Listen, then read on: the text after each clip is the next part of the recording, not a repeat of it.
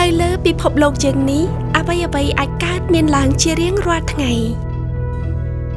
យើងត្រូវការពារខ្លួនកុំឲ្យឆ្លងជំងឺផ្ដាសាយ